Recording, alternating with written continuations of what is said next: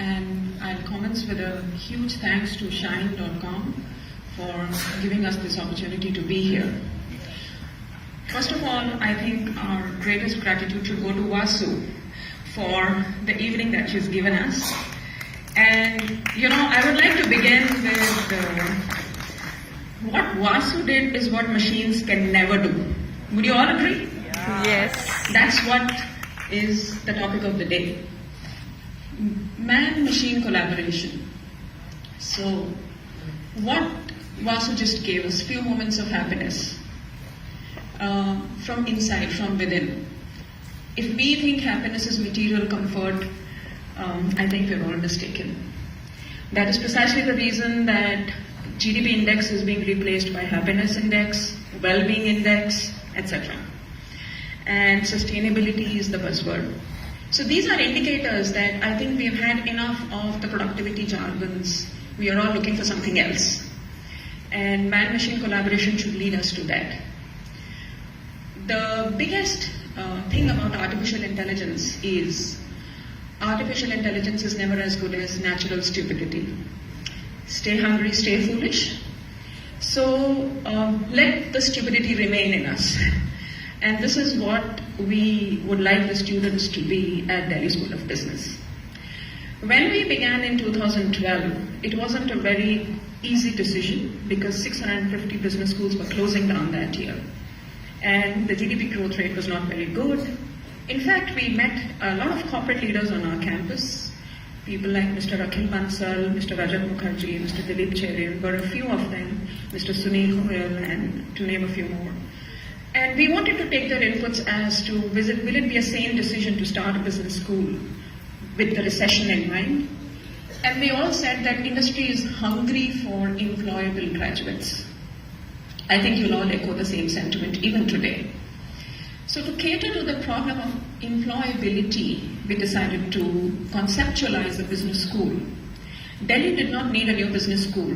The run-of-the-mill kinds. Every few kilometers is dotted with a business school in Delhi.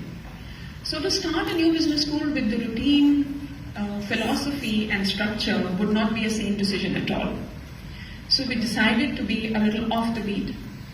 And to be able to produce employable graduates, the industry leaders gave us the clues that they needed excellent conceptual skills, but they needed a much greater attitude. So we knew that besides the technical skills, we needed to work on the attitudes of students. And that is what is the founding philosophy of Delhi School of Business. This is the philosophy because of which we have been rated as the emerging business school for the past 4 years continuously by Times of India, and even been ranked above the new IIMs in India. This is precisely because right from day one we knew that unless we have the best quality faculty, it's impossible to produce the best technically trained graduates. So all the faculty at Delhi School of Business has been either a student at, or has been trained at, or has worked at the premier institutions of the countries, which are the IIMs, or the MDI, or the XLRI. So we've been very careful in choosing our faculty so that we use the best of the trainers to give the best of the training to the students. Besides the academicians, we have a good corporate mix. We have a former CEO of ArcelorMittal Group. We have former global HR heads of companies like GE and Exxon on our regular faculty roles because we wanted an optimal mix of corporate leaders who could actually give them the first-hand experience of what industry is looking forward to. So with this faculty mix, we have been able to produce graduates who are a little more employable, if not completely employable, than the usual management schools in Delhi. Besides this, the aim of the business school is to evolve. And every year we change the curriculum to ensure that the best and the latest is included. Our curriculum includes courses like big data, data analytics, cross-cultural management, and digital marketing, etc. as a part of the core curriculum. Even if we are a very young child on the block, just 5 years old, we have a full-fledged finance lab, a full-fledged entrepreneurship cell, And we also have a personal growth lab, often used for corporate executives. So we ensure that the students are trained on the best of the techniques before they move out to the corporate world. This is a part of the infrastructure. Now comes the vision and the philosophy. Each faculty redoes the curriculum every year, and this is the reason why we consciously opted for a PGDM instead of an MBA degree. Every year we revise the course content to ensure there is no redundancy across the courses. All the courses are discussed in the faculty meetings to ensure that there is coherence in the curriculum, and every year cases are revised to ensure that we keep updating them with the latest. The faculties that are themselves trained on the best of the cases available in the world because they have been working at the premier institutions like the IIMs, and we make sure we use the same study material at our business school. So the effort has been to ensure that the students are trained on the latest technology and concepts.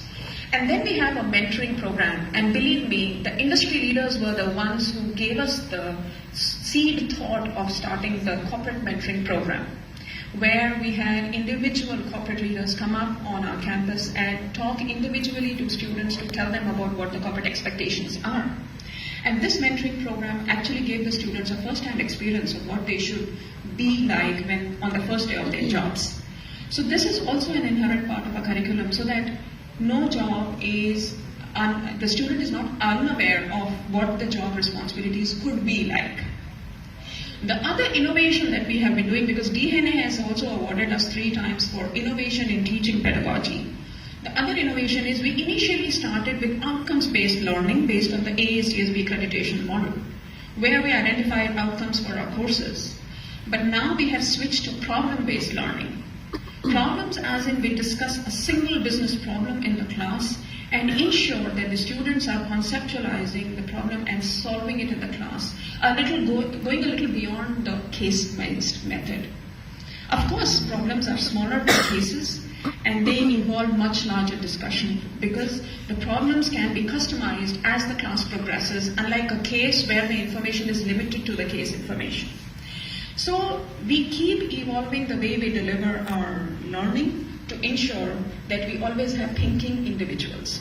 So if we talk about the corporate leaders asking for creatively thinking people or thinking out of the box in the new young leaders, I think it cannot be taught. It needs to be practiced.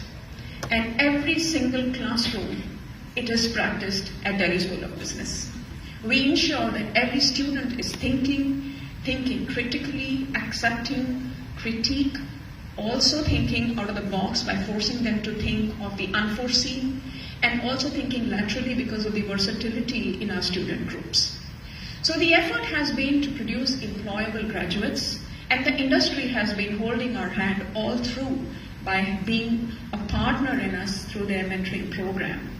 So this is an excellent opportunity for me to not only showcase what we have been doing, but also request that we still need the industry assistance because changes are inevitable and the industry will keep on changing, and so we need to hold hands together and move together.